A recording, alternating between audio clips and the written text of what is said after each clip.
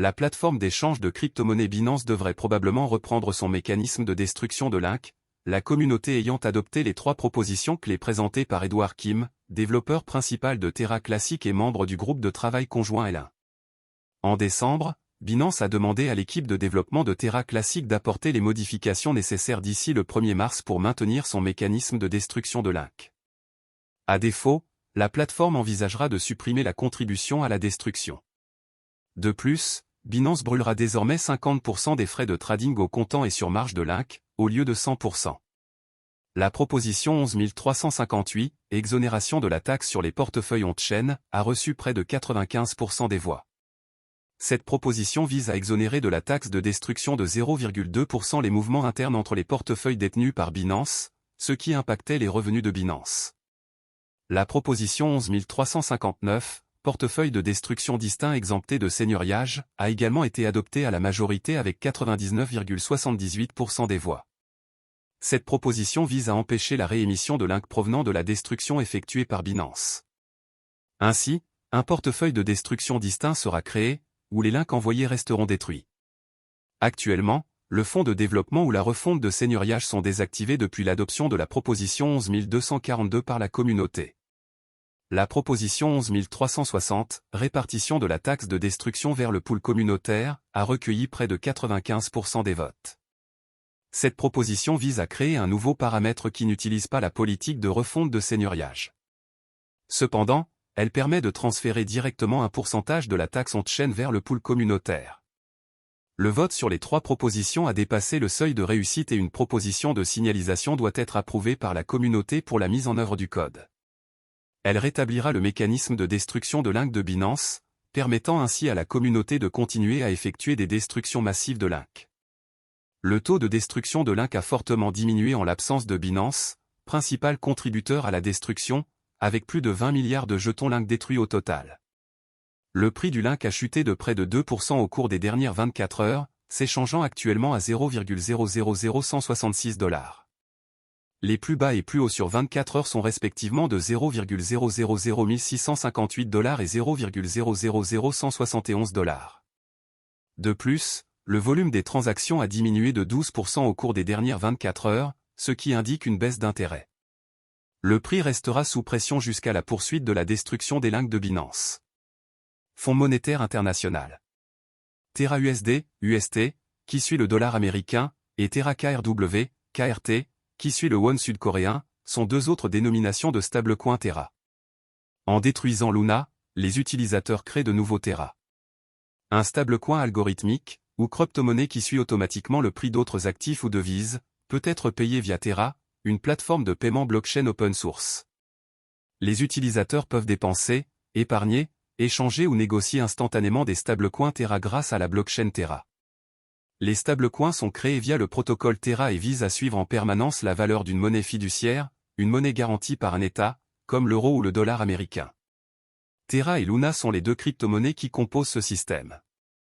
Terra sont des stablecoins qui tirent leur nom de monnaie fiduciaire et suivent leur cours.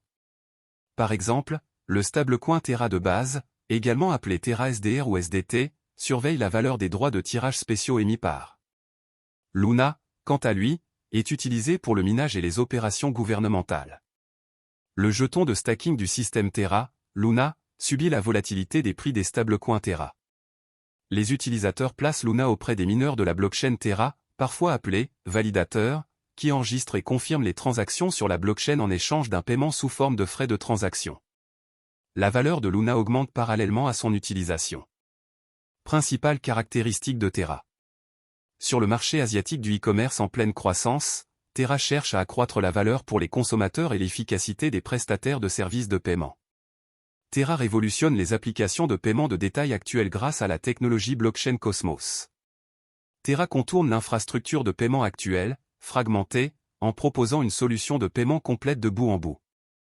Les entreprises de services de paiement pourraient économiser des centaines de millions de dollars par an en utilisant la technologie Terra. Pour gérer les procédures de garantie qui soutiennent et protègent la stabilité du marché des stablecoins de Terra, le réseau cryptographique Terra utilise sa monnaie native Luna comme jeton de gouvernance et utilitaire. Avantages et inconvénients de Terra. Avantages. Les développeurs de logiciels peuvent créer leur propre protocole et DApps sur Terra grâce à la plateforme de développement indépendante de la blockchain, intégrée à l'écosystème Terra. De nombreux stablecoins liés à une devise sont pris en charge par le protocole Terra. Les jetons de Terra Luna contribuent à la stabilité de son stablecoin. Pour augmenter ou diminuer l'offre, il favorise les échanges entre les stablecoins et Luna. Terra a dévoilé encore une plateforme de prêt et d'épargne. Les utilisateurs peuvent déposer de l'argent et percevoir des intérêts sur des stablecoins grâce à ce protocole. Inconvénient. Ethereum et d'autres grandes entreprises de crypto-monnaies devancent encore Terra. Ces développeurs résidant en Corée, la majorité des transactions en Bitcoin impliquant Terra y sont effectuées. Il est trop tôt pour savoir si les monnaies liées à Terra gagneront du terrain ailleurs. Ethereum est plus décentralisé que Terra. Cela pourrait rebuter certains puristes de la blockchain. Plus précisément, Terra est un système de paiement basé sur une blockchain. Il a été créé par Terraform Lab, une société sud-coréenne fondée en 2018 par Daniel Shine et Do Kwon. Après avoir travaillé pour Apple et Microsoft, Do Kwon a fondé Anifi, une entreprise fournissant des solutions de réseau maillé sans fil décentralisé. Shine a cofondé la start-up coréenne de e-commerce Tmon, anciennement Ticketmonster, et est le fondateur et PDG de Shay, une entreprise asiatique de technologie de paiement partenaire de Terra. Terra compte 114 projets couvrant la DeFi, le Web 3.0 et les jetons non fongibles, NFT, au sein de son écosystème crypto en pleine expansion, qui vise à devenir un fournisseur de premier plan de paiement en stablecoin pour le e-commerce et de services DeFi. Parmi ces projets, on trouve Encore Protocol, une plateforme à rendement fixe offrant un accès facile et des rendements d'emprunt. En Corée du Sud, Shay est une application de paiement qui compte plus de 2 millions d'utilisateurs. Terra, la blockchain Terra sert de base à cette plateforme de loterie décentralisée. Mirror Protocol permet le développement d'actifs, synthétiques ou fongibles qui reproduisent le prix d'actifs réels. Tally Protocol, une place de marché en ligne permettant aux artistes de proposer leurs talents et de vendre leurs œuvres. Vega Protocol, une plateforme de trading et de monnayage de produits dérivés. Le protocole Terra vise à maintenir la stabilité du prix du stablecoin Terra en garantissant un équilibre permanent entre l'offre et la demande grâce à l'arbitrage. En effet, la valeur principale des stablecoins découle de la stabilité de leur prix, évitant théoriquement la volatilité typique des crypto-monnaies. Luna absorbe la volatilité du stablecoin Terra et agit comme son équilibre variable. Imaginez l'ensemble de l'économie Terra comme étant composé d'un pool Terra et d'un pool Luna, utilisé pour modifier les prix grâce à des incitations pour les utilisateurs du réseau. Cela vous aidera à comprendre le fonctionnement de Terra. Même après le crash de l'année dernière, les développeurs continuent de déployer des efforts considérables pour assurer le bon fonctionnement du projet.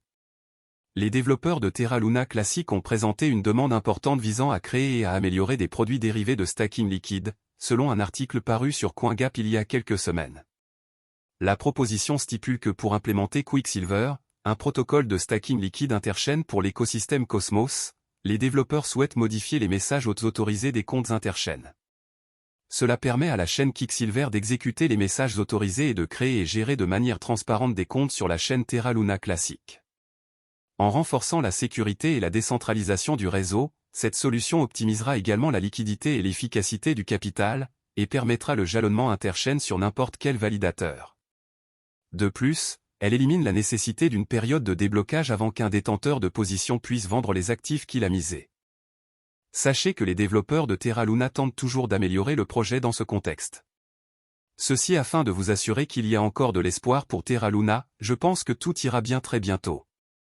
Je pense également qu'investir dans Terra Luna peut vous rendre riche. Cependant, tout dépend de votre capacité à investir, de vos attentes vis-à-vis du marché et de votre investissement dans Terra Luna Classic. Le jeton natif de Terra Luna s'appelle Link. La vidéo s'arrête ici. N'oubliez pas d'aimer, de partager, de vous abonner et d'investir prudemment. Merci.